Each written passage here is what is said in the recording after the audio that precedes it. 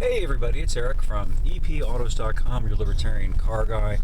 And as you can kind of see, well, sort of, I'm driving a new Ford Explorer this week.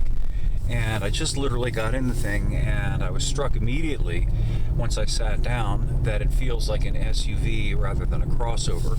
Last week, I was driving the Subaru Forester, which of course is a crossover and feels like it. And I try to articulate this a little bit. There's just sort of a meatier, heavier, more solid, more serious feel to an SUV rather than a crossover. And I guess I should walk back a little bit and set the stage here in that there is a lot of confusion in some quarters about SUVs and crossovers, or more finely, there is a lot of etymological overlap. I've noticed that a lot of car sites now refer to crossovers as SUVs, and that's not accurate because they're not. SUVs traditionally have always been vehicles that are more closely related to trucks in terms of the way they're laid out. What do I mean by that? Well, typically they have truck type, truck similar under things. They are typically based on a rear wheel drive type chassis, and they will have four-wheel drive or offer it of some kind, and they tend to be heavier duty. So the Explorer falls into that category. It's based on a rear drive layout, heavier duty. Even the base model can tow 5,300 pounds, which is a lot more than other mid-sized crossovers can deal with, which is typically 3,000 pounds on the high end. And frankly, even though they do rate them to tow that much, I myself probably would not try to tow that much with a crossover, simply because they're just not really beefy enough, I don't think, to handle that adequately. Whereas with something like this, you've got plenty of margin. It's not just the engine, it is the body of the vehicle, everything else that's physically stronger and able to deal with that.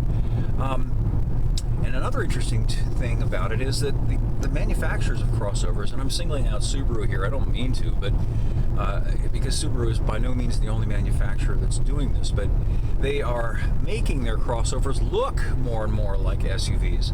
The new Forester, for example, looks a lot like an Explorer, which is kind of interesting. Now, of course, there's nothing wrong with looking like an SUV, and there's nothing wrong with wanting a crossover that looks like an SUV, particularly if you don't have the need to pull, 4,000 or 5,000 pounds, and you like a vehicle that's lighter and probably a little easier on gas as well. There's roughly a 6 or so mile per gallon overall difference between this rig and the Forester. It's not huge, but it's significant.